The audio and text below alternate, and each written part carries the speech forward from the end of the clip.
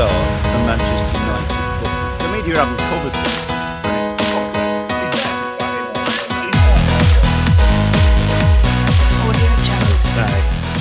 Okay, guys, welcome back to Bar Chat, your number one sports podcast for solid banter, shamelessly biased opinion. Follow us on YouTube, TikTok, or X. Big thank you to our sponsors, first of all. Madry. Here we go.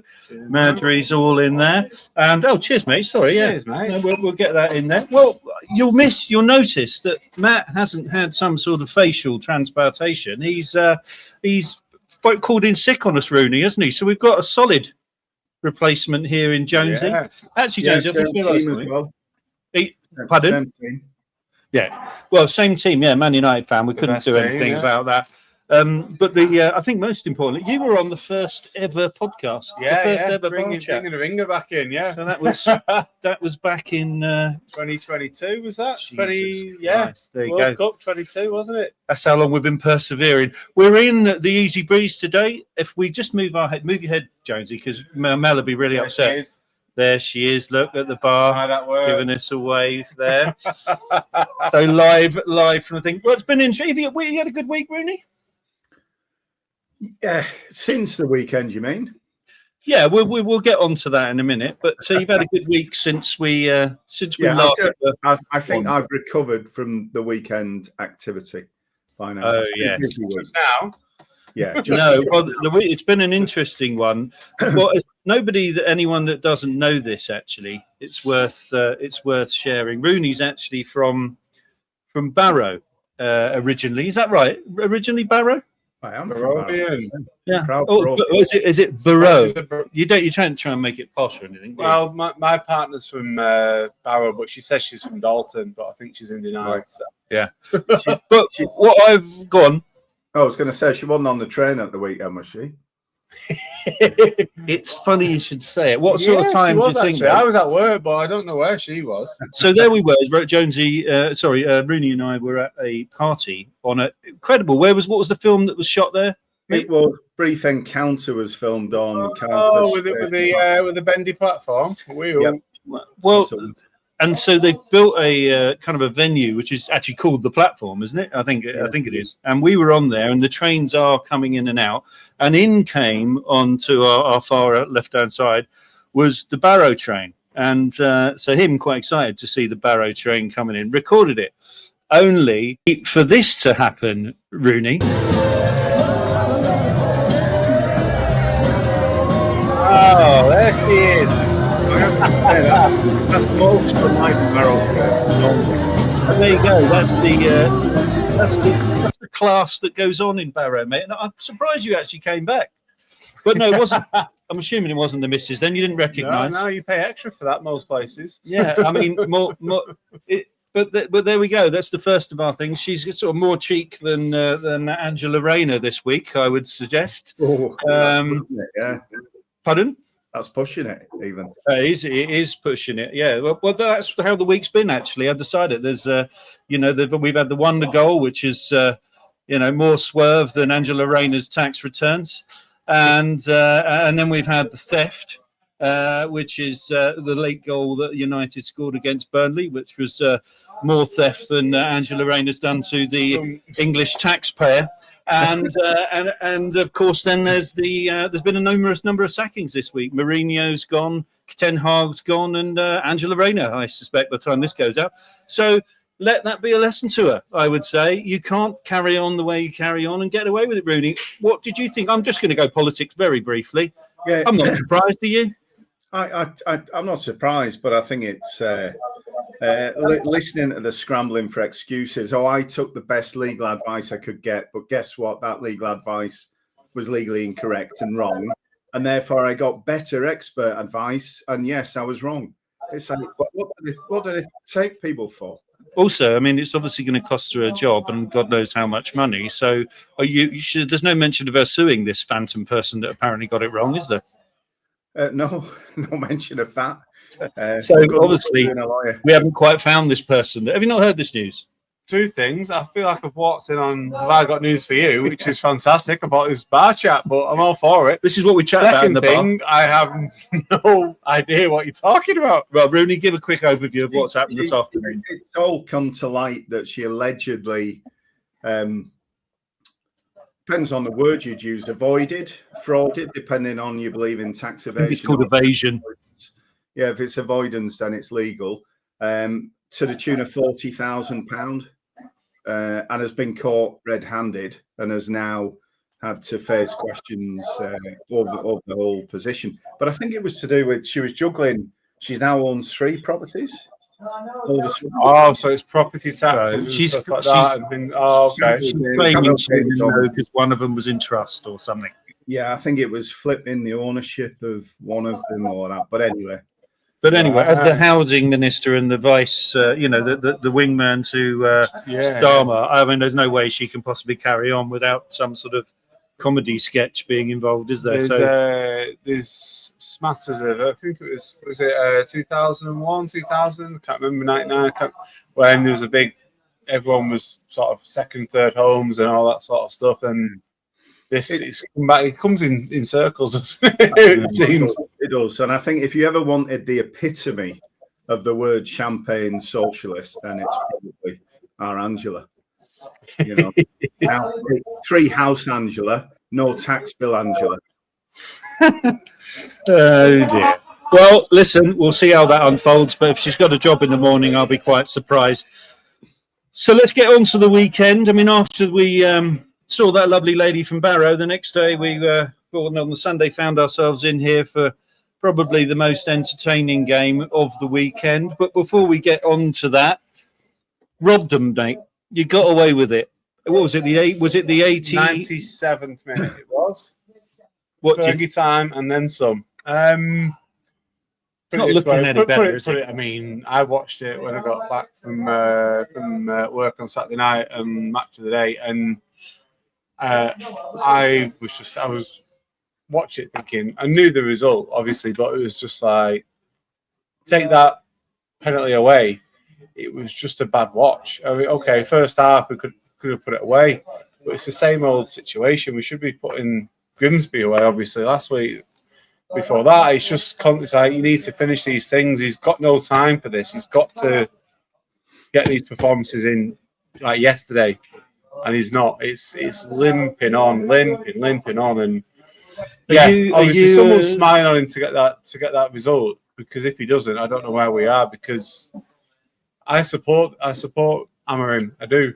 You're still pro. Yeah, I'm pro Amorim, but I don't know what the timeline is. You either stick with him for the whole season regardless, and we're in a real bad state, or he goes, I'm talking before the next international break, which is when's that? Sometime before Christmas, I think. And that's it. They're the 2 options. You don't half-bake this thing. It's either he does it in the next, say, month or 2, or they've got a real long-term stick with him, hell and high water type situation, I think. Yeah. That's how I see it. And I want him to be there. And I want us to build much like you built with Arteta. What are you seeing? I mean, we have this conversation with Matt most weeks, and he gets probably fed up with it. Rooney was a massive fan of Amorim. I think you're turning your head slightly now, aren't you, Paul? But I just think I think he was the right guy. I thought Amorim was going to be United's Klopp, and he was going to really turn it around. But I think he's got in there, and he just can't believe the state or the scale of the task, and he's just almost still trying to get his head around it. And he's inherited a position that he probably could never have understood until he had his feet under the table. That's it. Yeah, I think the like Labour. Sort of like I was thinking about this sort of Rasmus Højlund going back to Napoli, and I think a lot of the players that leave United in the last, say, 18 months, 2 years, they go and they do, McTominay to name one, probably the best one, even Anthony to an extent at Real Betis last year. They go on and they've got the weight off the shoulders to go and play. And I think it's the reverse. It's the Rasmus Højlund thing. It's like I think the shirt was heavy on him, and I don't think he performed for He's only 20. He's only 22 or something. Yeah, but he's the leading striker, and to have all the responsibility. And don't forget, I'm the same age as Amorim. He's a young manager.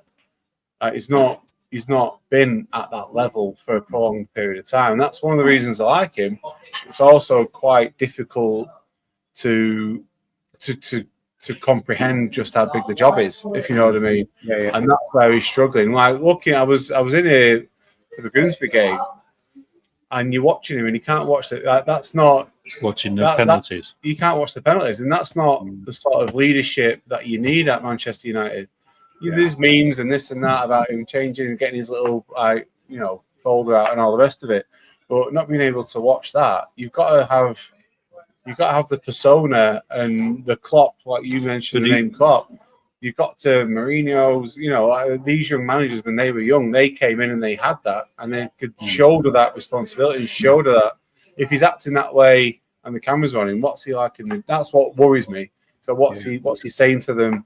Because he's got no off switch, it seems, in the press. He'll say whatever he wants. I mean, that ridiculous speech he made, sometimes I want to say, was on par with the thingy sardines and the trawlers speech, wasn't it? I mean, without any of the talent. What was he going on about? Is this where he said, sometimes I want to be here sometimes I do 20 years? But yeah, I woke up reading that. I'm like, absolutely chatting. I think he's got an ego, and you've got to have an ego to be a football manager at that level, at any level really.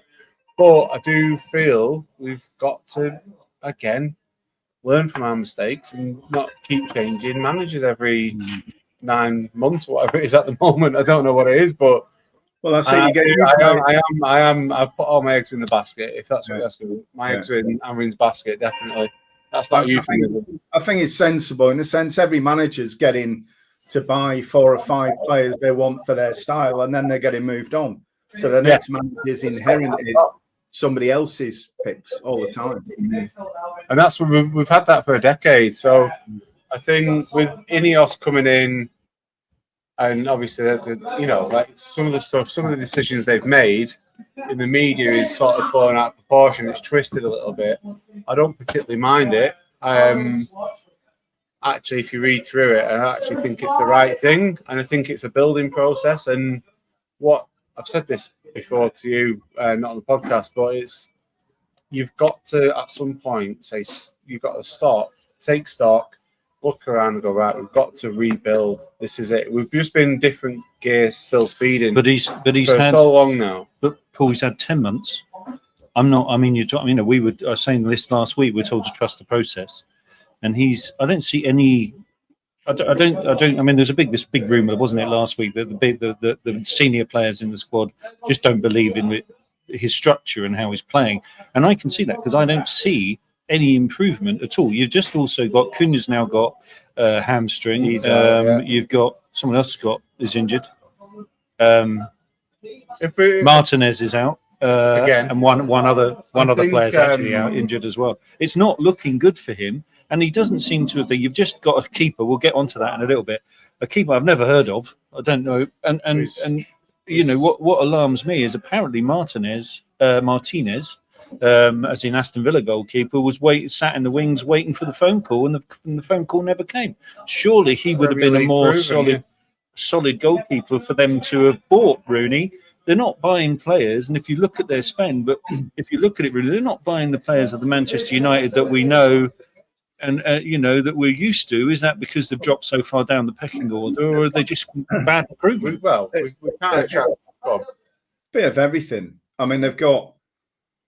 I mean, we looked at the stats the other day that when you look back to 2016-17, the highest spenders in the league have been United at 1.3 billion net from 2016-17. Next one, I think, was Chelsea at 1.1.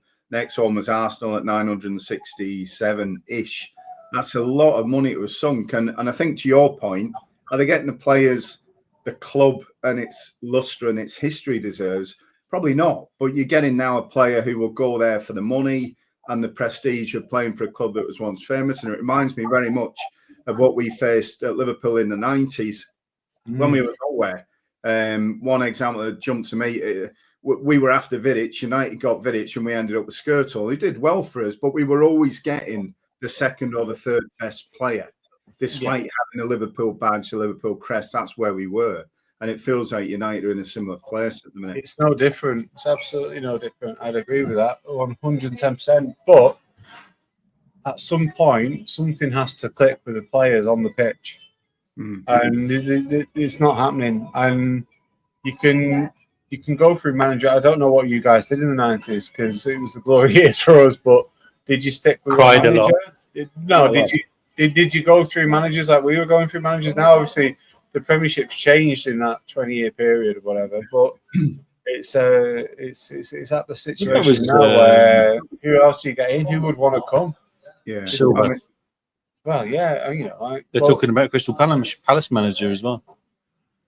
Well, anyway, listen, let's carry on because there's a lot to cover. The other thing that was how do we describe it? I don't want to get digging too deep into VAR, but that decision for Fulham against Chelsea at 0-0 with the young kid King who went through after there was like a sort of a Cruyff turn or whatever it was. Like a sort of roll on it. I watched it again today. It's outrageous. And that's another thing that they need to address. Interestingly, I don't know if you know, but the guy was scheduled, I can't remember his name now, he was scheduled to do the VAR for the Arsenal-Liverpool game, and they took him off because they acknowledged that it was a terrible decision. Yeah. But I heard, who was it on the radio earlier? It could have been Lineker or... Oh, no, it was Shearer. Someone. Shearer Saying, he was saying... wasn't he? But one of the things that was interesting that I'd never heard anyone say is, I can't remember who said it, was saying, I don't mind VAR, but let's have VAR for offside and for goal line if it's over the goal line. After that, it doesn't do anything because the fact that he's given that goal and and it's then VAR coming and going, you want to have a look at that, and is there ever going to be a day that they're sent to the screen? Have you thought? I don't know if you've thought about this, Rooney. When they're sent to the screen, because now when they're sent to the screen, you go, well, that's it. It's going to be overturned. I've never seen anyone go there and go, no bollocks. I'm standing where I was. I think I've seen it once, but only once, and I can't remember the scenario. But you're right. But if you draw a sort of parallel with the rugby, the referee unashamedly has an open dialogue with the third-party officials at rugby match. And he will often challenge, argue, discuss, say, I don't understand that. Can you talk me through it? They're very open. And I think there are suggestions that the Stockley Park crowd and the officials at the pitch are almost sucked into groupthink. They're almost thinking, how do we as a group get out with something that's probably right, but we can all stand behind? Which surely isn't the purpose of it. It's like a committee, isn't it? It's like, that's what it is. And I don't think you've got the time to be doing that. I think with the rugby, that works. But for me, I think it's a bigger, higher thing than that. I think you're looking for almost like entertainment value and to elongate games and what that gets in regards to money coming from here, from there, and things like that. And all this sort of, I could go down a big rabbit hole about this, about, like, cameras. I watched Match Today with my partner when I got home from work. She said, "Oh, that's a bit American, isn't it?" And that's what it is. That's so. And she didn't know about it. She didn't watch football, but it was like the announcement after they go to the screen, announcement and stuff like that. I don't mind that. I don't mind it, but then you've got like people talking at half time. Then I think the way it's going is they're trying to put different things in there. Where it's becoming more and more. Well, you saw it first. Did you see the Club World Cup on the player entries? Yeah. It was like American football, wasn't it? Yeah, and that's where I think we're going with it. And halftime performances and all this sort of stuff out the World Cup coming up. Yeah, I think it's going to go one way where they're trying to blur the lines a little bit, and this is. Well, I think they're trying to improve the in-stadium entertainment or experience, and that's one of the football things. Shouldn't come at a cost, though, should it? No, I agree. And that's the problem here. Well, look, let's get into the deadline day because that sort of took us into Monday. Oh, I can't get into that. I have to discuss it. Sorry, I've jumped it. I genuinely didn't mean to jump that. Sure. This is. Okay. I'm not one to talk, but I mean, No, I mean, I'll tell you how I feel about it. I feel like Arteta was too negative. I don't think he should have seen. I don't agree with playing Mourinho. I don't understand why he set the team up like that. It didn't show any ambition to go and win the game, and I think that played into your hands. I will say I think it was very, very 50-50. I didn't feel like you were going to score. I didn't really think like we looked like we were going to score, certainly in the first half, and we cancelled each other out. I think the promising side from a Liverpool point of view is particularly having not got Guehi, is I thought you defended very, very well. I thought the goal scorer, I can never say his name, was very good at right back, and there's an argument that he should stay there. I think Raya was slightly out of position, but I'm probably doing him injustice and saying it was a brilliant goal. I don't know, Rooney. I mean, other than obviously ripping 10 tons of shit at me for 5 or 6 hours, despite my wonderful hospitality. You and the chef. And a free bar as well. And a free bar. What more could anybody else ask for? You're looking a gift horse in the mouth. Exactly. And I will put on the video I got from the chef now. Is this a fucking joke? Champions!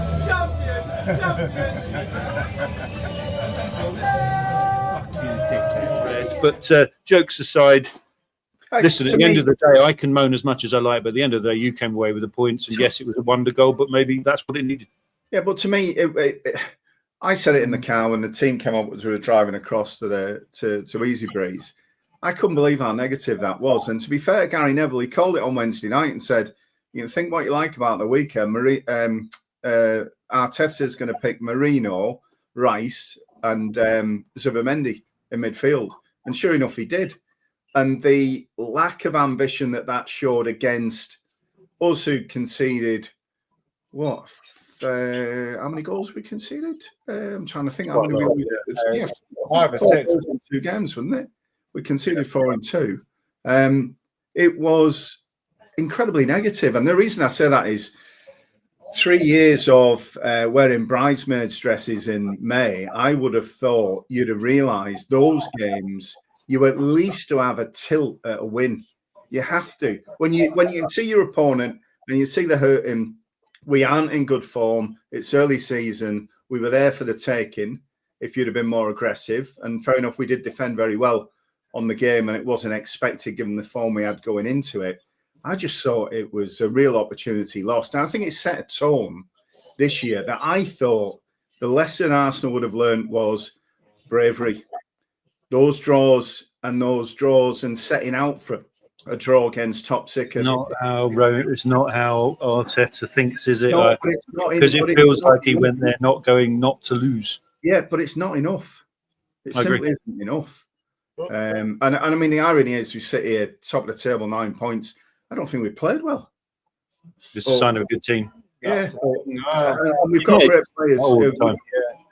That's where that whole Fergie time came into play, didn't it? Because you never particularly played that well, but lo and behold, you drag a win out of nowhere. But I think again, I watched some of it as much as I could on Sunday, and for me as a neutral, it wasn't an overly interesting game, and I think part and parcel of that is down to Arteta's tactics. Well, I don't for 1 minute think it's the Liverpool team. I 100% agree with you. It's just nullifying teams all the time, but that's not entertaining, is it? No. People are going to watch a football game. But there's an argument, and it's no coincidence to me. I've never heard. I've never been, but I think you're going to. I think I seem to recall in between the various bottles of red that you were saying. I've never heard Anfield so quiet. You couldn't win Aintree, was that last year? Yeah. I was only about a mile away. It was dead quiet, and then if you remember, the fans sort of came to life in about the 60th, 70th minute, and suddenly you had like a good 15, 20 minutes where we were not really in the game.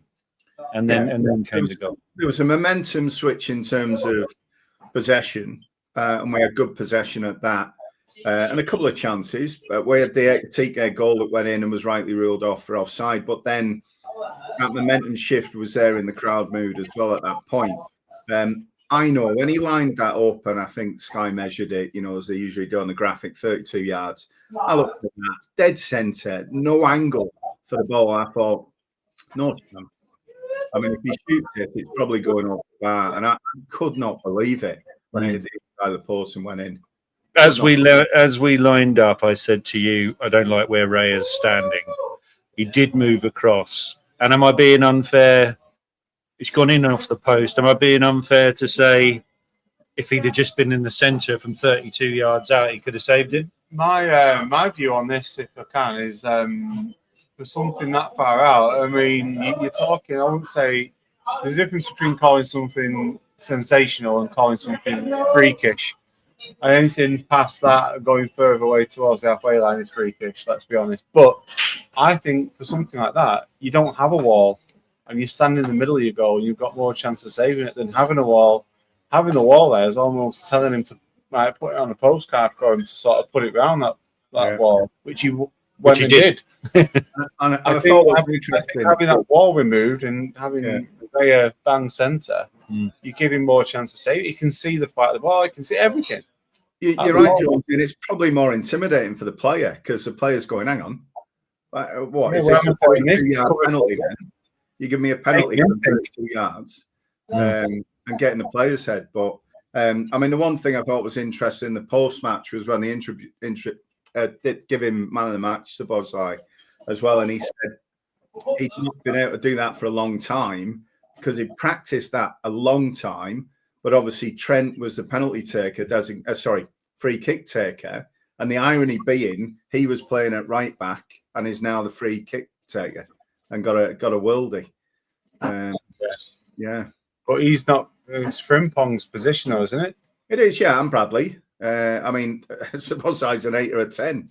So for him to be playing at right back also made me think, why are Arsenal not going for the jugular? Canati had a good game. He had a stormer on Sunday, but his first 2 games were horrendous. Who's the lad up? Who's lad up on the wing in front of Szoboszlai? Gakpo on the left side. No, on the right side. A really good game. You can't think of his name. On the wing, it's really attacking. It was only Salah or Gakpo, and then down the middle we get Ekitike. Yeah. Well, listen, that brings us nicely onto our next topic. We won't hang on that one for too long. I don't see any point really. Not for anyone listening. Into the transfers on our next subject. You got Isak. He's through the door. Paul must have been pleased to see that. First question I had for you was, Slot's now got this luxury, I guess, of Isak, Ekitike, Salah and Wirtz. Wirtz didn't have a bad game, by the way. I didn't think he was so bad. He's not been good too bad. How does this all fit in for you? What does he do? I mean, is it a case of there's enough games and everyone gets to play? But what if you were to pick your best 11 in that? I was to force your hand. Who do you start out of those 4? I think, given the way the season started,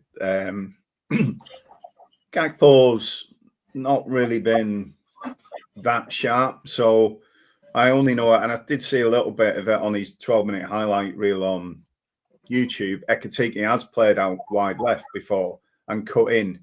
And with his goal scorer attack, you've potentially then got Ekitike, Isak down the middle, and Salah, and you've got 3 people who know how to score. Doesn't Isak come down the left channel as well? Say that again. Doesn't Isak come down the left channel as well? Didn't go down either, but he will be playing in our system as a true 9. But you've got flexibility. I mean, like I say, it gives us 3. We got rid of Diaz, didn't we, for good money in the summer, and we got the young lad Rio. Just 17, isn't he? We've got Gakpo. We've got Ekitike, who can play 9 or wide left. So we've got a bit of depth there. But as you say, I think rotation will be the key to keeping everybody happy. Lots of games across the season, and injuries, right? I mean, we're already seeing Arsenal have had a few. You've got a few. It's going to come, isn't it? You've got to bring them in. It's always going to be a factor. But sticking with Liverpool just for a second, the only disappointment, I guess, for you guys is Guehi not coming through the door. Yeah, I mean, you and I were texting through that. it would appear that something fell through with a play. I can't remember what his name is, wanting to go to West Ham over Palace, which foxes me. This has resulted in Palace saying we can't sell Guehi. They've probably lost themselves 10, 15 mil if he gets sold in January, maybe. That's a disappointment, though, isn't it? How big a blow is that for Liverpool, do you think? To me, Isak coming in, whilst it looked nailed on, I think when Newcastle started spending the money with 48 hours to go, it was nailed on. Is a game changer just from he's the finished article. I think he's the best number 9 in Europe for sure. Yes, you'll always argue he's had injuries, but he still bangs in 20 goals a season with injury. So I think that's a game changer for us. I would have said, if we'd have got Guehi, and I thought we were, because you and I had the chat with minutes to go, it's done deal, no, it's not, there's a doubt, etc., etc. I think if we got Guehi, like some of the bookies, I'd have been paid out on the title. I'd have been that confident that we had that much depth and that much flexibility, it would be up for us to lose it. So the only doubt in my mind after the Guehi one was, Canati got injured, the depth at centre back's in great. We've got that fantastic Italian lad, but he's only 18, so he's going to want to be nursed into the side. Yeah, but we'll see. I mean, is it a weak spot the way we played on Sunday? No, because Canati had a good game, and Joe Gomez came on and played well, took over from him. But you've got to keep really 4 centre backs fit all season to be happy in that position. I think if we'd have got Guehi in, it'd have been our 5th one. And to be able to change with one another as well is the thing here. Exactly. You can swap anyone out for Van Dijk or vice versa and keep that strength. And I think we've won it. But so I agree, and I would say now, Jonesy, that I look at it in about swapping in and out. We're now in the realms of we have played, and he has played, not great, but he's played Andy Robertson at centre-back, and Gravenberch has played centre-backs. And that's kind of what we're looking at if it gets to that this season, which from a title challenge isn't ideal. But I would have said, if we'd have got Guehi over the line, I'd have been 100% certain it was our title to lose. Yeah, I think it still is. I mean, you've got to be happy with the transfer window generally. I mean, that would have been the cherry on the top. But I'm looking at it as a United fan thinking, bloody hell, they've done well. I think without it, it's still great. I think you've had the way you've done the business and stuff even with people, people leaving the club. I think it's been managed very, very well. But from what I've heard as well is that some of it was down to the Crystal Palace chairman being at a gym in London, in Soho somewhere, and not looking at his phone. That's why it really. Yeah, that's what I heard. Is that it lapsed in time because he was getting a sports massage. You said to me, was it you that said this to me last night, or was it Scouse Mark that said to me, Parish has got egg on his face with this deal? I don't know. I think it questions his authority at the club, because for Glasner's threats and isn't that the irony to the plaudits that have been given to Eze and to Guehi about the way they've conducted themselves? The irony being, it was the manager behind the scenes saying, "I'm going to resign unless we keep Guehi." It draws into question everybody's part that they played and everybody's reaction. But as the chairman, ultimately you're responsible, and it may be there's repercussions down the line for that, but we'll see. I did see today he'd also been linked with the Leverkusen job, Glasner. Now, the irony of him walking out to a bigger European job, and he's been linked with a United job as well, should they change there, and he leaves Guehi a captive at Palace and walks out. I don't think he'll ever live that down. I say I've not heard that, but I can see it. The Leverkusen thing, definitely. Well, just sticking with the Liverpool transfers, there's been a lot of stick that he's a dirty rat that the Newcastle fans have given it. Isak in his departure. There's a bit of hypocrisy going on here, is there not, Paul? In the way that they're very quick to to jump on him and call him this, that, and the other, from a pig to a dog, and have all that animosity that there was between the Newcastle and Liverpool game, and the owner saying get at him, and I don't know if you've heard today, but there's also what's broken in the news today is that Isak is preparing to take legal action against Newcastle because of their, I think it's defamation of character. So he obviously strongly feels there was an agreement. But the point I was going to make, that's one point. The second point I was going to make to you was, and then they go and sign Wissa, who's a great player. I don't, but you can't sit there on one side and go, how dare anyone behave that way, and then sign a bloke that has done, near as damn it, exactly the same thing. And are they not going from arguably, if he does well, are they going from a saucepan to the fire? Is that not modern football now, though? If you're a player, and I'd read some interesting comments, not just linked to Liverpool and Newcastle and the respective, what would you say, player behaviour. It goes back to Gyökeres as well, and the way he left Sporting. And Gyökeres had said, I think it was over the weekend, you don't understand. The clubs have all the power. Sometimes you've got to take a stand. And it was interesting that he was doubling down on criticism that had been levelled at Isak originally. And almost saying, well, I'm probably in the same boat here myself, but the reason I did this was for this. And then you flip it and you say, well, Guehi did what he should have done. He had a stormer against... who was it? Villa, when he scored that screamer goal as well, and celebrated as though he was off, and a big, lie down in front of the Palace fans. Behaves himself and is now potentially deprived of maybe a Premier League medal, maybe a Champions League medal. Who knows? Because he behaved himself. So you have to force the envelope. I've got a little section on that later, so we'll dig a little bit deeper into that. Jonesy, on the subject of goalkeepers, obviously you have signed Sen Lamens. Yeah. The famous, infamous. Yeah. Premier League proven Sen Lamens. A couple of things on this. Apparently you had Martinez, Villa keeper, sat in the wings waiting for the phone to ring. He was very interested in wanting to go to United. World Cup winning goalkeeper. Phone didn't ring. You've gone somewhere else.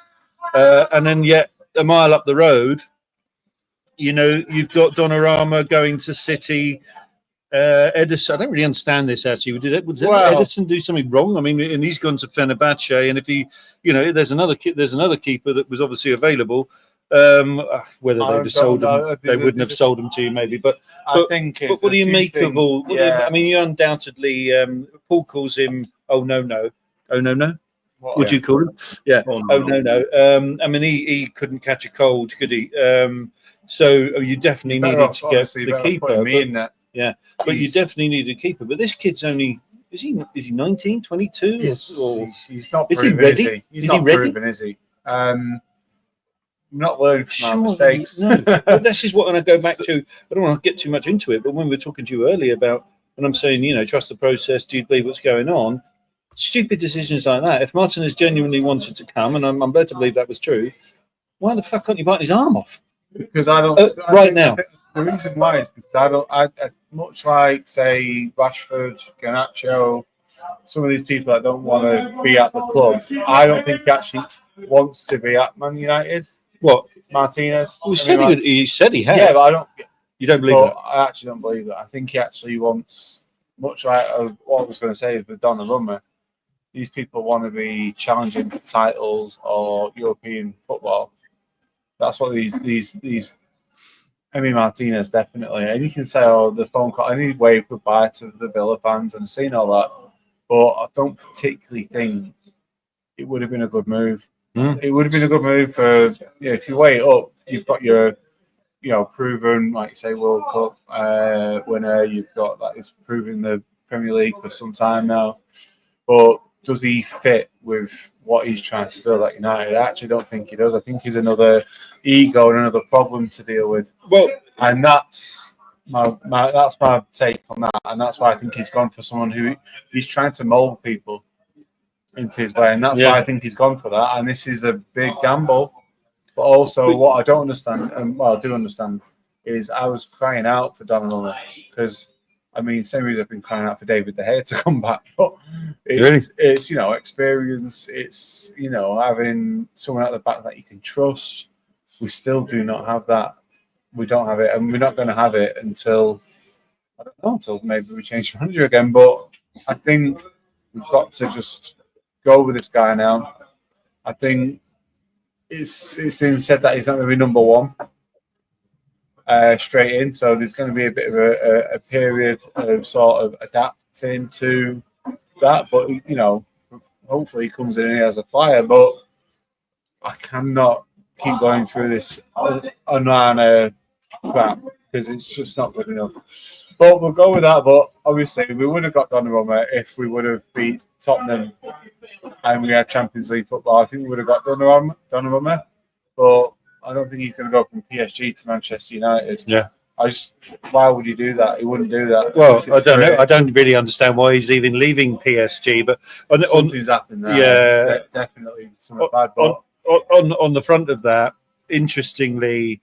And if you're saying there's a culture issue, and Matt is on here every week and he thinks there's a culture issue. Gary Neville has talked about a culture issue at Manchester United. And this isn't just about changing your manager every 5 minutes.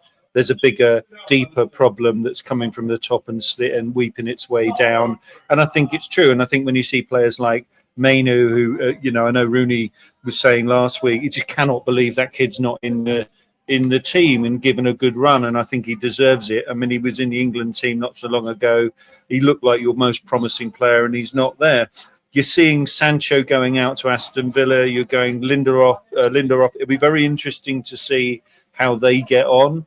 I don't think a Rashford going to Barcelona is a barometer of how bad or good the culture is. But how they're managed and how they perform from the management. Yeah. But the Emi Martinez thing, I think, is. I mean, I don't.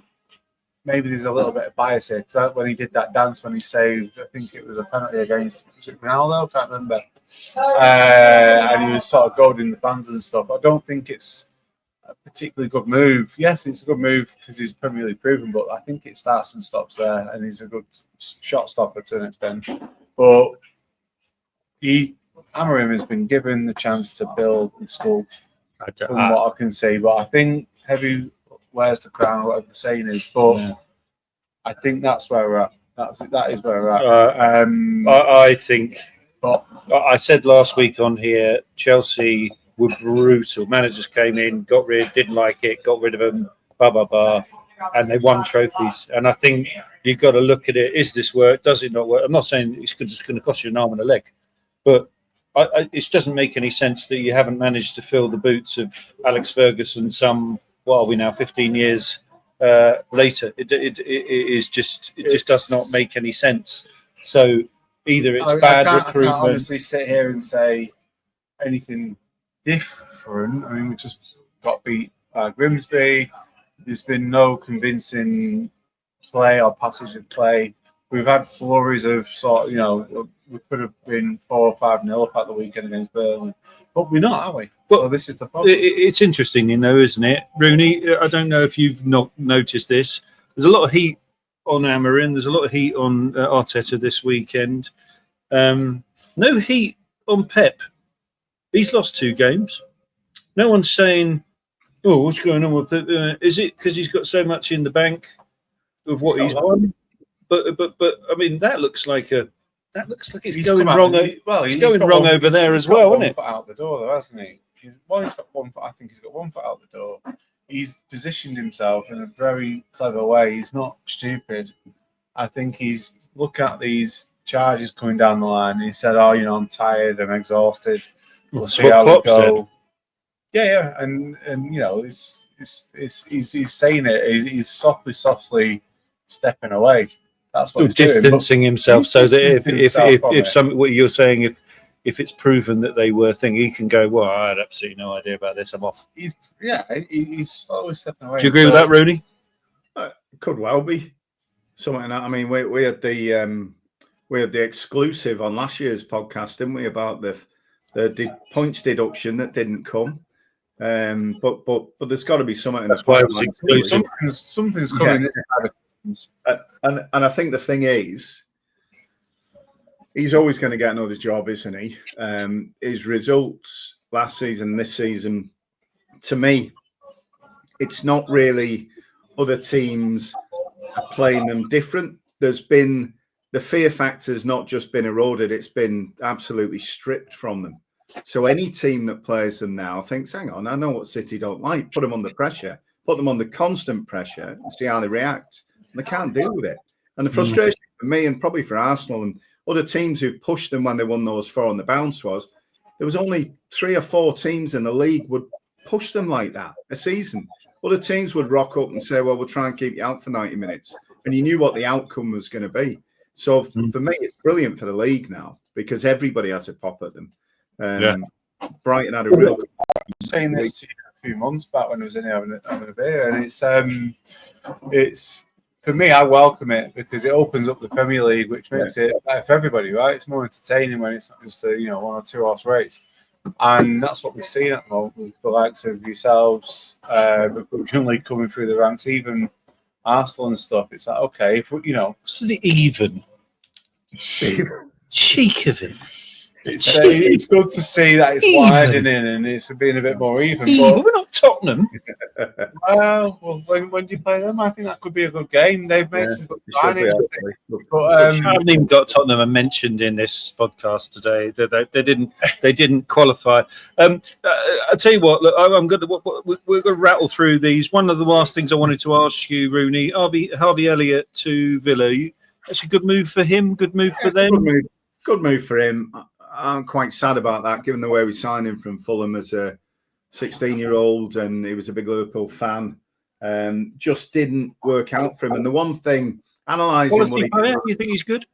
I think he's a good player, but I think there's one thing, and he's lacked it for the last 2 seasons when he's been given his chance, and that's just the physical prowess to play out to the right and into the centre.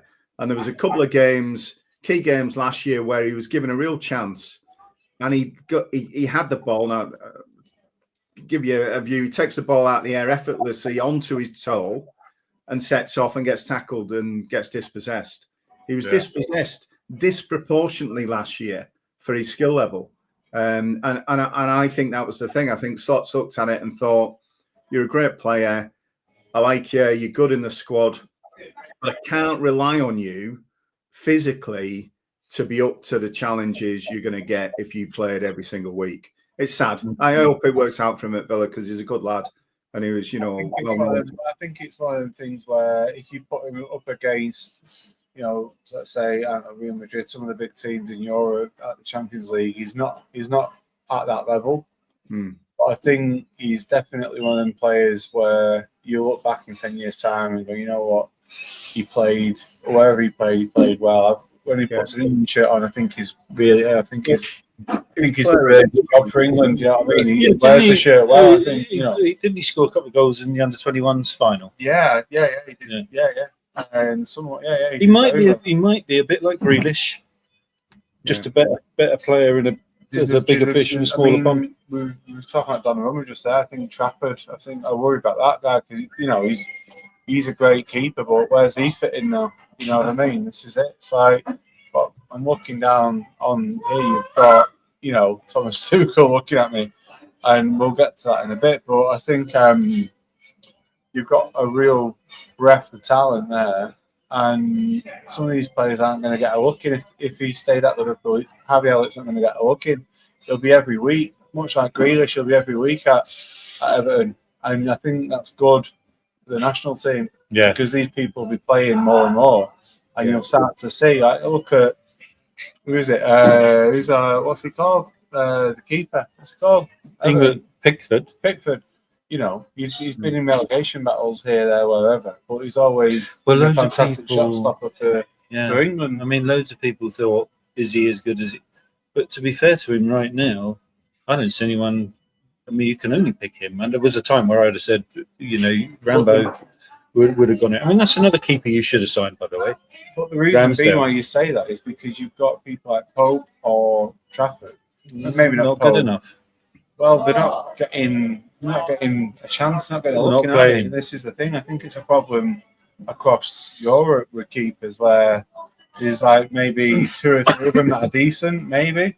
There's not a load of them. It's you've got like Oblak and people like that are decent, but they're all when you get a keeper, and this is what I think we're going backwards here a little bit is they've sold Edison, and I don't know why, because he's been at the club a long time. Usually with a keeper, they're there for a good amount of time, aren't they? You know what I mean? You stick with them. They're trusted, and that's why at the moment there's too much bucks in it all. I think. I agree. Listen, I think I just want to roll that into our next topic, really, which I'm just going to roll 2 things into one, actually. And that is, we touched on it earlier, which is the culture in football is changing. And we're seeing it. And I wonder, is this aligned with how culture is changing in the world? Is that, a couple of examples I've got here, I always used to believe that the good guy wins, you know what I mean? And what we've seen this summer for the first time ever, we've seen Isak stop training to force the Liverpool move. We've seen Wissa kick off, get some ridiculous statement to get his Newcastle move. Victor Gyökeres has done the same and refused to play for Sporting to get his Arsenal move. And then you've got the likes of Eze, who was a nice guy, got his move, so that was nice. But also Guehi, acted with the utmost professionalism, and he lost out on his switch because, as a nice guy, he's not being nice hasn't worked. And on the flip side of this, you've got then, as I touched on earlier, Ten Hag has just gone to Leverkusen, and they've given him 2 games. What's going on, Rooney? What is this? Just culture now? Is it just because it's become about money and? But you got one club at Leverkusen who's sacking your ex-manager after 2 games, and United fans sat next to me going, 10 months. I know we've not seen anything, but give them a chance. But I think the Ten Hag one's a strange one because that would suggest it's something more significant than 2. I think that's a fallout, personal. It sounds like some catastrophic behind-the-scenes disagreement or fallout, as you say. The one with the player power and the way it's manifested this summer, I think it's been that prevalent and that consistent, and people will see, not just financially, but in terms of medal collectors as well, winners and losers. Any player going forward has seen the blueprint to get what you want to further your career. So it's been tried and tested. And to the point where you say maybe Isak's going to take some form of legal challenge on Newcastle for defamation or whatever, I think we will never know. Gyökeres said something around gentleman's agreement. There's stuff about Isak having, inverted commas, agreed and told them he wanted to leave in February, and therefore it was up to them to get a replacement. There's all this goes on behind the scenes, and nobody will ever know what was truly said or what was agreed, verbally or otherwise. I do think, to me, if you're a talented player now, you just look back on the summer of 25 and you know what you need to do to get what you need, what you want. I think if you bounce it down the road a couple of years, I think, listening to, I think it was Tony Pulis this morning, saying, I think quite quickly, I was going to say years to come then, but I think it'll be probably sooner than that. There'll be some sort of legislation or law in place where they have to tighten these contracts up, where I don't think you can have this anymore, where you can force things. There's too much at stake for it. It has to both change. sides here. It has to change. Something will be changing after this transfer window. There's not been a window like it. Murphy was on TalkSport. I heard him saying, "No, listen, this isn't really anything new." He was reminding us of Collymore did a similar thing to get his Liverpool move years ago. But the vital thing is that I was talking to you about, Rooney, in the pub, is that they were saying that the people would have much more respect if they handed in a transfer notice. So, and the difference is seemingly, and we need to look into this, Rooney, because we touched on it, but it would appear So you've got the club aren't going to, if a player refuses to play, like, Isak says, I'm not playing, they're not going to terminate his contract because that's exactly what he wants, and they're kissing goodbye to 125 million quid. So that's not going to happen. Yeah. So and therefore, legally, they would always advise him to continue to pay them because you're risking your money. So he's getting fully paid for doing nothing. So that in itself, as a contract, is wrong. If a player would be far more respected if they hand a transfer notice in. As I understand it, it means the club have acknowledged this player no longer, it's in writing, that no longer wants to play for the club, and he has taken the action, and therefore the club is not held to ransom. They don't have to continue to pay their salary at the full rate, part rate. This is the bit we need to fully understand. But no player is going to do that and sacrifice his 200, 300,000. Let me finish. But so what I'm saying there is, if you really have some integrity and you want to leave a club, you're a Saturn, you've got a deal, and you feel like you had a gentleman's agreement or whatever's happened, he needs to go, here's my transfer request, I'm going to leave, and he needs to get exit out the door. But I feel like, and you'd have more respect for them if you did that. When they sit there and go, I'm not playing, give me the money, it's easy to build a narrative to say this guy's an arsehole.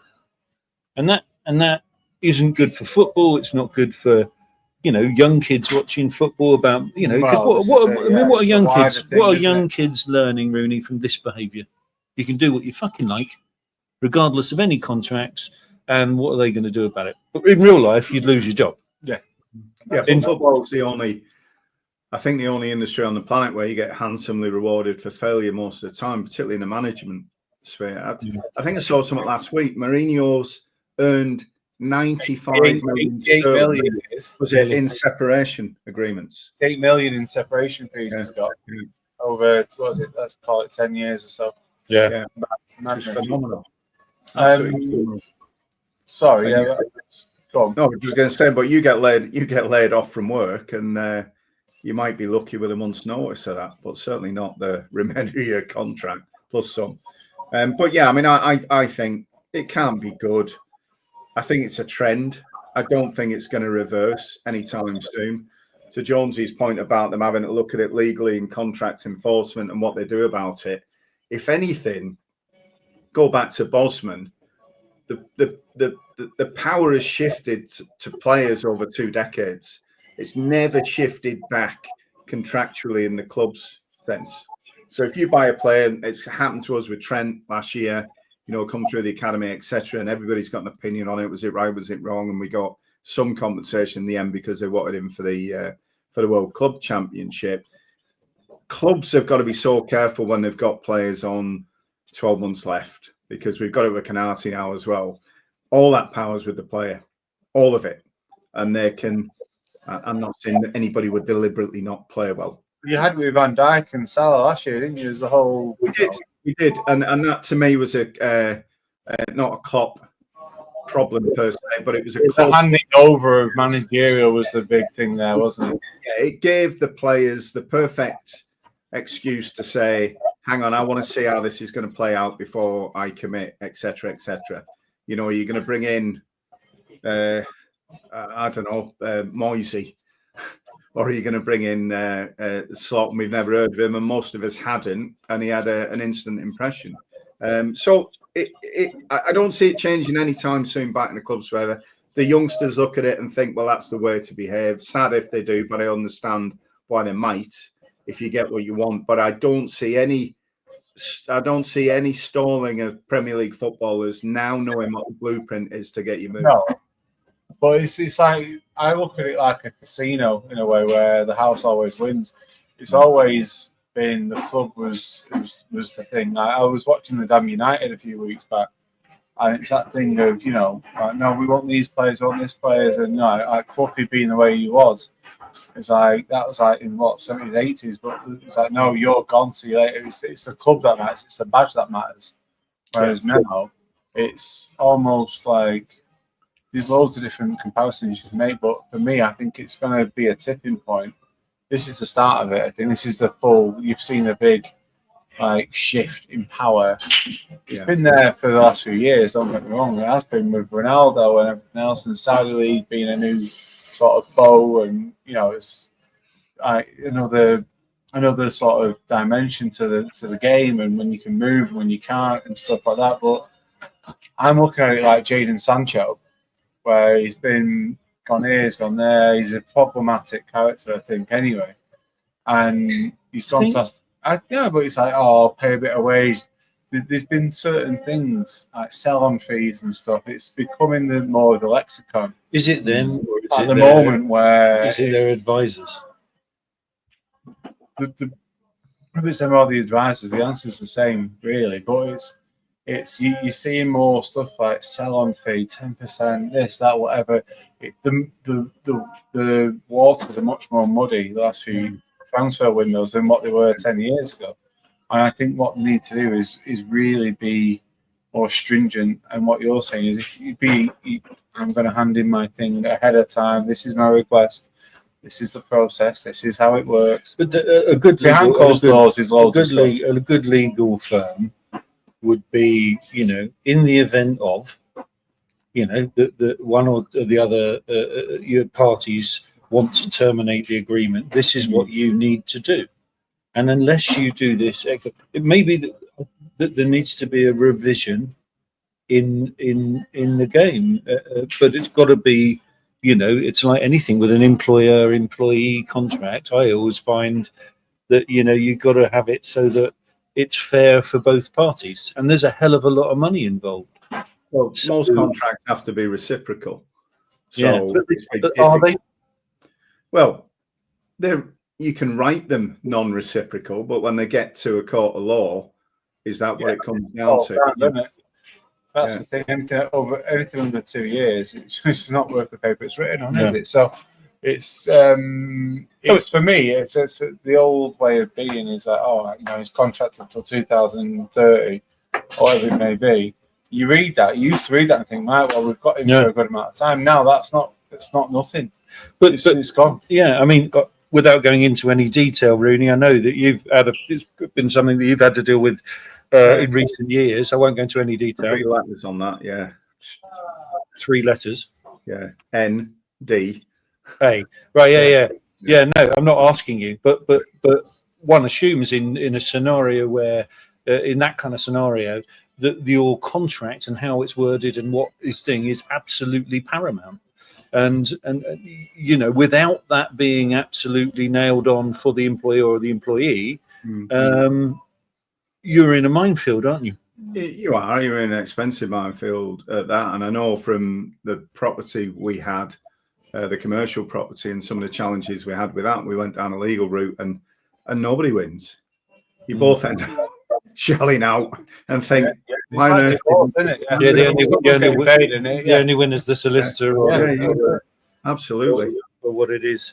Yeah. All right. Well, listen, it'll be interesting to see if he does. I don't think that Isak is going to press charges. Maybe he will. I think he'll end up on gardening leave. Yeah. Well. So, I mean, the other thing that's come in is our main sort of focus that will be for the next week or two is England. I'm going to have to go fully honest. I can't. I was surprised. I can't get into this. I was surprised to see that you're so negative about Tuchel. There's 2 things. Yeah, I'm not. I don't think he's got a plan. I don't think. Actually, Rooney, I think you said last week. Actually, there was someone else you were mentioning. If he'd have got that job and he'd have got that job, it would have been a better fit. I can't remember who you were talking about. It was all. Nobody's ever liked Tuchel in his career. He's fallen out with all the players, all the staff, every club he's moved from. I think the only player that I've heard on the radio this week who seems to like him is Loftus-Cheek, and he's just got recall after how many years? I can't remember how long. I never thought 2018. I said from the out there, I hated Southgate, Wotegate, not my bag at all. Hated what he stood for. He's your perennial come second all the time kind of guy, and that's. How many sounds like Arteta, yeah. Yeah, how many times did we look at teams on paper in finals and think how he gave that Italy final away at Wembley? I will never know, just through negativity and passiveness. But I would have said they should have gone probably somebody like Eddie Howe for the England job. We all want him, don't we? But is he any good? I think he is, because he'll throw everything, he'll throw the kitchen sink at it, and that's what we like. And I think when you've got England players who are away from, and it is the reality, the England team is a lesser beast than most top 6 clubs' home team. So when they're going to England, it's a bit of a step down in terms of the prestige of it, but you've got the pride of it. You've got the pride of playing for England, representing your country. But I don't feel it transfers to 2025, anything like it did. And the reason I say that is where you are at the minute, Matt. I've been ambivalent for a number of years now about England, about the way they've been managed. Yes, there are players, some of them in the squad, but it never feels like it did to me in 1990, 1996. They were tournaments where you were so enthralled and engrossed in the progress. Now, if it's a tournament, I might not even get massively involved till last stages, if then. Well, you're absolutely right. And there's one thing that, I look at.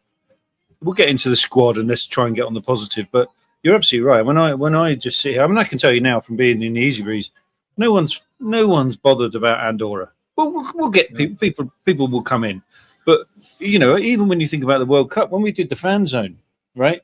We did the fan zone 2 years ago, and it wasn't till the quarter final that anyone's going, okay, we'll get involved. And listen, and then what we do, let's not go glass half empty. When we are engaged, we're great fans and supporters. Is it because we've been let down so many times that we're just putting off the pain? Or is it a case of it's just? This whole Nations League is just fucking boring, isn't it? It's peaks and troughs. I think going back, I find it. I'm a real big. You're saying Harvey Elliott and stuff, and what he did with the under-21s and stuff, and the amount of talent we've got. It's crazy the amount of talent we have. It's crazy. So why isn't it working? Amazing what we have. Not even talking about like some like Bellingham or Rice or Kane or whatever. All the young people, like you look for the next 5-10 years. Obviously, you've got like say Spain, Germany, and so on. But we should be up there with that. And I think we are. But what for me, and I really do get behind it. Really, in a real sort of. Are you passionate about this weekend's game, the World Cup qualifier? No. Because it's Andorra, but if it was passionate, if it was against, say, like Brazil or Belgium or France or whatever, some of the where it's not going to be a walkover, then yes, I would be. Okay, how do you feel about both of you? I'll ask you, because I have a view. I don't like it. How do you view about? Forget whether we like Tuchel or not. I just don't like not having an English manager. Is that because if I'm honest, and it's not something ridiculous like he's German. It's not that. I just feel like it's what the fuck is what? Well, should we have a German centre forward? Should we have a thingy? But I just don't agree with it, and I think that we should have employed within. I do think that he's got a habit of pissing people off. I think one of the things that worries me a lot is that if for all of Southgate's faults, and definitely he was a bridesmaid manager, no jokes, please, is that he wasn't elite enough to be able to get us over the line. But one thing he was good at is there was no doubt about it that there was a harmony in that team. He brought them all together. And have you listened to the Nevilles and the Gerrard? Area, Well, if you listen to them, they used to say when they all get together, but when they're all in camp. Well, the camp. Thank you. Yeah. When they're all in camp. The United fan players sat over there. Your Liverpool fans sat over there. The players sat over there. Hanging out with Lampard. And Lampard is sitting over there with JT. So there was no unity, and so they wouldn't come together because their club careers were at each other's throats week in, week out. I feel Southgate has got over that, and he brought them all together. Now, what I feel has happened when I feel like we've reverted back and perhaps got worse is what I saw of his games so far. I mean, the first game, what was the one that was 1-0? That was Andorra, wasn't it? And then the last game where we lost 3-1 at Senegal. I mean, I hear what you're saying. I mean, you know, what are you seeing? Is he trying to find the team? Is he trying to change it? I just think he's probably going in with this hardcore attitude where you can't earn respect. A bit like a Capello. That didn't work. But when you look at it like that, I agree. I mean, he's picked some. As a Liverpool fan, why has Henderson been in any of the squads? That is madness. Absolute madness. And you look at beyond that, and you look at the patterns that have been employed for European clubs that have been successful in the past. England don't have a tendency to do this, but you'll have your PSG and Lyon might make up most of the starting positions.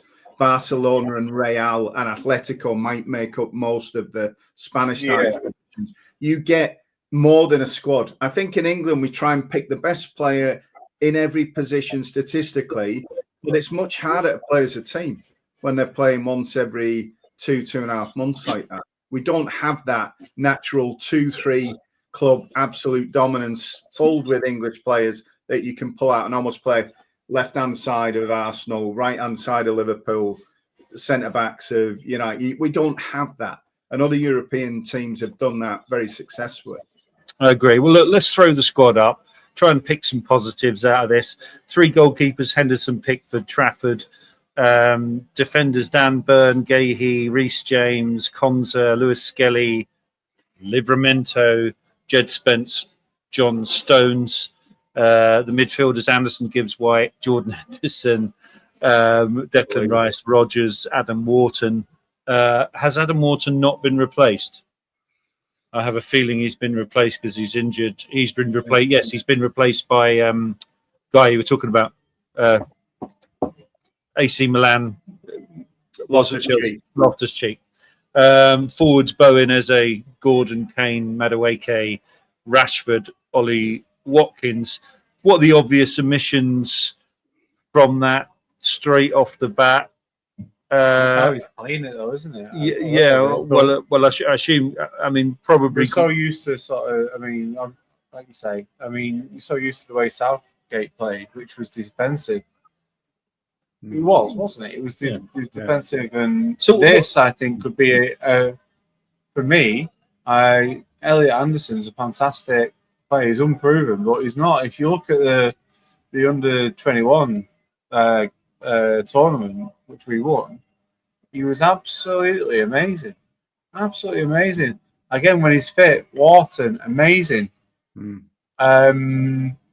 They're not big name players, but then I think like people like Eze, Gordon, Watkins, on the day, they all do a good job. And then you need to look at the back. So you've got Konsa and Guehi, I think. Just ping that to you, Paul, just in case you can't see it on screen currently. But I'll have it up. I'll have it up for you in a second if you can't. I mean, let's have a look. Let's see if we can agree, guys. If that's the squad, have you got it, Paul? Yeah, got it now. Yeah. Okay. So Pickford is the goalkeeper. Do anyone disagree with that? Not at the moment, no. But I think those 3 keepers, even throwing Pope in there as a fourth, which we would never do, but we've got a good amount of goalkeeping talent. I think we have.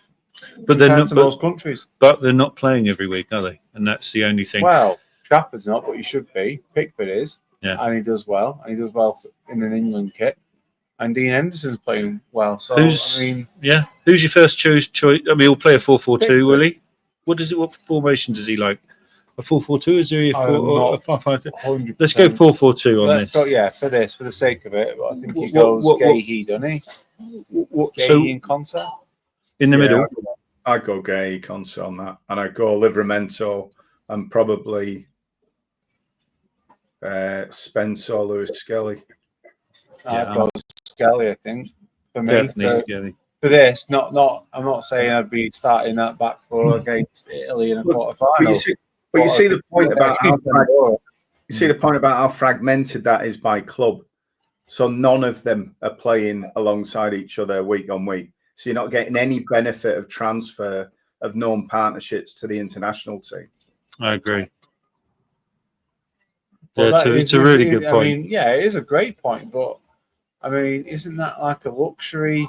I mean, we've had that in the past, and But we didn't do well with it. Thinking about that, taking that position, Rooney, what could he do? What would you do to get that unity in that defence? I mean, well, when you think about the there's Premier no one League, in the Arsenal it is midfield, difficult. Arsenal defence. It's difficult in the Premier League because if you go through the nationalities of the main centre backs, you probably find you haven't got much commonality, if at all. But it is just very different from the German, French, and Spanish. Who did John Stones partner up with? Let's say 2018. I can't think who that was. Your lot, Maguire. It was Maguire, wasn't it? Yeah. Yeah. So Yeah. No place in this for Maguire. No, I mean, unless he sort of gets a playing at like the 89th minute and just runs on the pitch and scores, I don't think so. But I think he will get his chance to sort of get more minutes through winter, especially now with Martinez being injured again.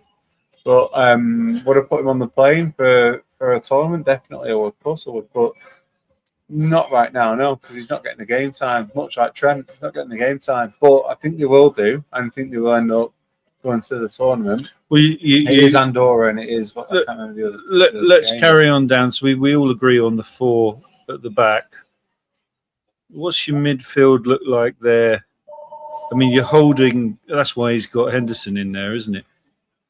You hold unless you play Declan Rice in the 6, Morgan Rogers in the 8. Where's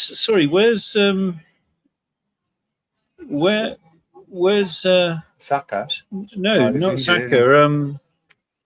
Bellingham. I think again he's had a shoulder. Is it a shoulder? Is he injured? Is he? He's had a shoulder up, so he's out. Do you know what? I might play, if that was me, I'd play him in the 6, Rogers in the 8, and Eze in the 10. And therefore you have got a bit of that unity that you're talking about. But you're taking Eze out of the forward line, aren't you? Yeah, but I'd play Anthony Gordon on the left, Kane down the middle, probably Madueke. Oh, well, you're going 4-4-2. I would imagine he'd go 4-3-3. I don't know. But, okay. Yeah. Well, go. I would have gone looking at what's there and Wharton's out. Maybe Rice holding, Morgan Rogers and Gibbs White to start. What, in the 10? Well, and you put Eze on the left, would you? I'd probably put Eze in the starting lineup on the left. Yeah, I mean, Gordon to me flatters to deceive, and he had that horrendous moment the other week with Van Dijk and shows what he can do when he's in that mood. But is that you talking about the tattoo? Yeah, exactly. Yeah, but looking at that, I don't know. I have to say, I mean, there's some good players in there, but it just doesn't excite me. I can't think what I'm doing Saturday night, but I won't be watching that. Yeah, I mean, it is. You're right. If it's on in the pub, you'll watch it. But you're not going. You're not going to the pub to watch it, are you? No, but I mean, I don't think anyone ever would go to the pub in Southgate's era or any other era, for that matter, to watch England versus Andorra in a. Well, I don't know, what is it? Is it a qualifier? It's a World Cup qualifier. Yeah. No, it's a World Cup qualifier.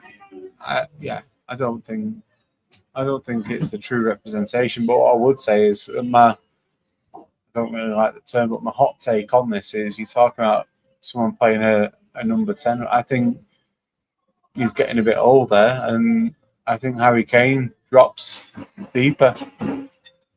So is something I would say on that. We're talking about, say, Rice playing a 6. To your point, and he should be thinking this way, because I don't think, give it another year, I think you're a bigger problem again, is that Tuchel's got to be thinking, and this is what I would be thinking, Kane isn't that guy anymore. He does come deep. I mean, how many times were we screaming at Kane in the last tournament? Oh my God! Where he's not playing on the last man. We were basically playing with no centre forward. So, who is the guy? Because I'm not seeing a name there that I fancy playing centre forward. Do you? Not a between the sticks. And if they're missing, if they're know. missing off that list, I mean, can't even think of anyone coming through that you'd play in that position. I can't think off the top of my head, but I mean, out of that choice, I'd go Watkins. I'm inclined to agree with you, but it's a compromise, isn't it? Right, he's what now? 30, touching 30. No, I think he's still 28, 29. But right, okay, I thought it was. It's where he wants. I don't know how. The other question with this is where is he playing in Bundesliga? Does Rashford deserve a position in that team squad? Again, I think if there's other people that are fit, probably not anyway. But but who's missing? Sorry, who's missing off that forward line? You got Bellingham. He wouldn't even in the midfield lot. Grealish. Not on the other side though. No, but I mean, I'd definitely have Grealish in there over Rashford. But then he's got 3 left-sided players there, isn't he? And that's probably why he's not done it. Who's the Ipswich lad who went to Chelsea? Yeah, not a bad shout. Not a bad shout at all. I mean, there's no one jumping off the page, but I'm racking my brains. But yeah, he's again a good young talented player. If he can stay fit and stuff, then yeah. So what are we saying? Are we agreeing we can go Eze or Gordon with Kane and Madueke? Or are you dropping Kane? I wouldn't. It's a game. How shit! You've missing. Andorra's probably the worst, cheapest ski resort on the European ski setup. They're an even worse football team. So why wouldn't you, if you were Tuchel, say, well, we know Kane's a linchpin of the team, all the rest of it. Just say, I'll tell you what, you're sitting out this one. You don't need you. It's only Andorra. And mix it up a bit. See what reaction he can get. I agree. The reason why is probably because of the media. Oh, what are you doing dropping Kane? Oh, you've already dropped this person, that person. But he's not, isn't he? He needs to say exactly what Paul's just said. He just said, listen. Yeah. I want to have a look at a few players. Yeah. That's what he needs to do. If I could have a player there, or a player that's not there, or for each one of you, who would you like to see in that squad that's not in that squad? And it, I think I'm going to discount Jack Grealish because we know what he will definitely be on the plane for me, but I'm not learning anything from him. Is there a player you'd like to see in that team? And I'm probably putting you on the spot a little bit, that you think, I'd like to see a player in that team that we don't know enough about. You think there's something in the locker there that we want to get him ready, and it's probably a young player, I'd go instantly, and off the bat of the summer he's had, I'd go Harvey Elliott. I think it's a no-brainer that he goes in. I would agree, but in the interest of someone new, I'd say the young lad from Arsenal, what's his called? Max Daumann, possibly. I mean, on that note, as a wild card, but I'm really excited by Elliot Anderson, to be honest. But I mean, all jokes aside, and you'll say, well, I would say that, is that I would take Max Daumann on the plane. And if nothing else, do you remember what we did with Owen, what we did with Theo Walcott, what we did with... Just get him in, because maybe he's not going to play any minutes. Maybe he'll play a few minutes. Who knows? Understand the experience. Yeah. That's worth it. That's worth... The camp, as you say it. Yeah. I think you touched upon this before about West Ham being, are they going to be relegated? It's way too soon to say, but not playing very well. But then I think Jared Bowen is one of them sort of one club sort of players. Really. But I think he's better than what West Ham are at the moment. So I think he's going to have to look at that in the next 18 months if it carries on the way it is. I know he's a diehard West Ham fan player and all that sort of stuff, but it's almost like the reverse of Rashford, if you get what I'm saying. Where we said this last week that it's a World Cup year. He's in the squad, but he wasn't in the squad before. He will get for me. He will get. Really? Do you think he's? I don't know. I think he is. He's just in a bad team. But I think he's on the plane. Definitely. I think he plays well. Do you put him ahead of? Would you put him ahead of Saka and Madueke?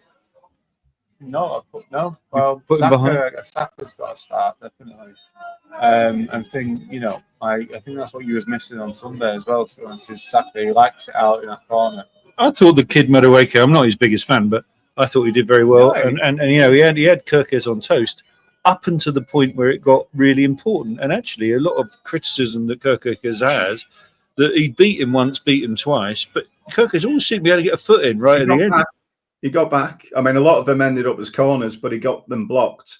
And he wasn't doing that in the first two games. So you're right. He had the beating of him, but Gyökeres was very dogged in the way he dealt with him, and he made sure he didn't get any free shots on target. Exactly. Well, guys, listen, we'll the game's live on at Easy Breeze. We've really sold it.